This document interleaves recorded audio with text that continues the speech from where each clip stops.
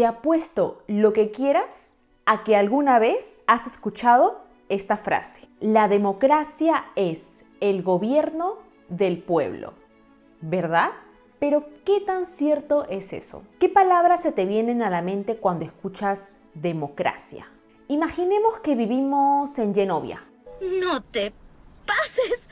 Un estado perdido por alguna parte del mundo, donde viven 1000 genovianos. Y este pueblo está sumamente disgustado con el tráfico vehicular de sus calles. Es prácticamente imposible manejar cómodamente en Genovia si te quedas 2 horas atascado en la carretera.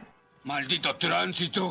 Si bien los genovianos están súper molestos con este problema, también están ligeramente relajados porque saben que viven en una democracia. Han buscado en internet el significado etimológico de la palabra democracia y han encontrado que proviene del griego demos, que significa pueblo, y kratos, que significa poder. Por eso están tan seguros de que tienen la capacidad de solucionar este problema por sus propios medios. Entonces este pueblo se reúne en una plaza y decide que desde mañana solamente los autos de color negro podrán transitar por las calles de Genovia. Al fin y al cabo, un 85% de genovianos tiene autos de color negro y solamente un 15% tiene autos de otros colores.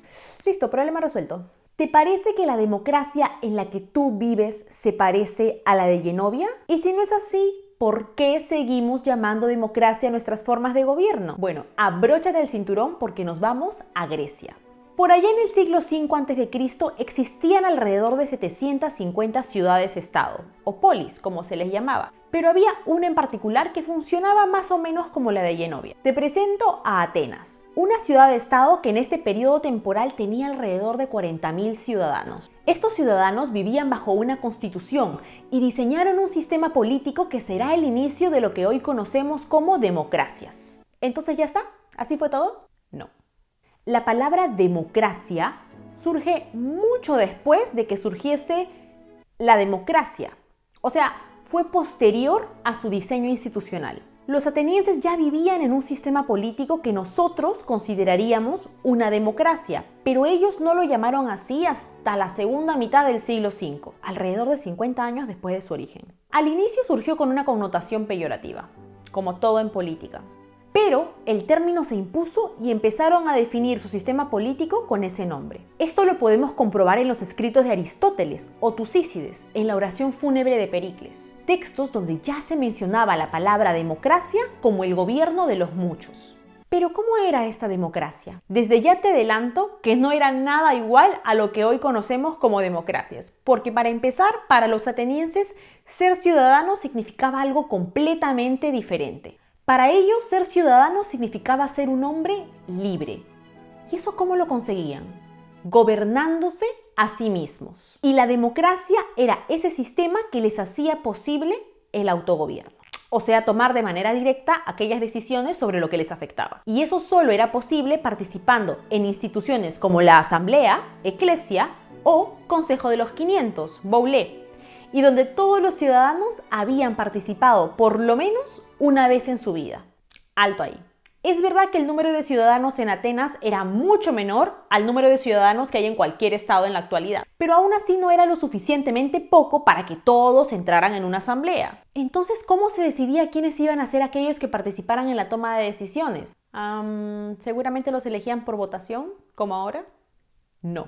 Te cuento, en la mayoría de las instituciones atenienses, los miembros eran seleccionados por sorteo. Para los atenienses, el sorteo era el método de selección propio de una democracia, porque materializaba el principio de igualdad política. Y si alguien salía sorteado 2 o más veces y otros nunca, para que el sorteo no impidiese que todos pudieran participar en la asamblea al menos una vez en su vida, existía la rotación. Ya sé que todo esto puede sonar confuso, así que te lo voy a explicar con un cuadro. Recapitulando, los atenienses vinculaban la democracia con el autogobierno. Y autogobierno era tener la posibilidad de gobernar y ser gobernado, o sea, participar en las instituciones de toma de decisión. Eso solamente era posible si todos tenían la misma oportunidad de acceder, o sea, igualdad política. Igualdad política de participar en la asamblea que se conseguía a través del mecanismo de selección por sorteo y de la rotación. Si ser ciudadano en Atenas implicaba todos esos derechos políticos, está más que claro que el título de ciudadano era algo de lo que no todos gozaban. Ya te había dicho que ser ciudadano en Atenas era ser un hombre libre. Yo soy libre en la medida en que me autogobierno. ¿Y cuando un hombre no es libre, qué es? Exacto, un esclavo. La mayoría de personas en Atenas eran esclavos.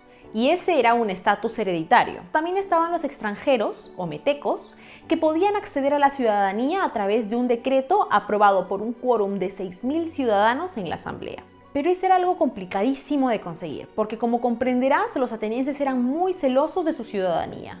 Sabían todo lo que valía por todos los beneficios que implicaba.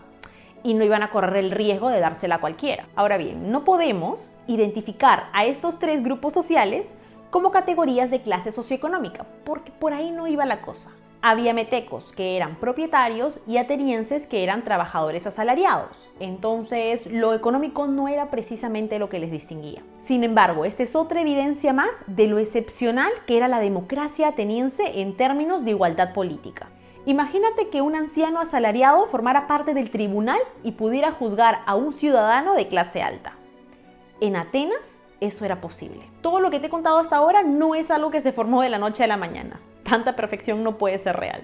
La democracia fue más bien un proceso evolutivo de reformas, pasando por las de Solón, Clístenes, hasta las de Pericles, reformas institucionales que acaban cuajando la democracia y de las que hoy no vamos a hablar porque nos daría para 3 videos más. Con lo que quiero que te quedes es que de aquí proviene la idea de que la democracia es el gobierno del pueblo, porque sí existió un pueblo que se gobernó a sí mismo, literalmente. ¿Y qué hay de la elección?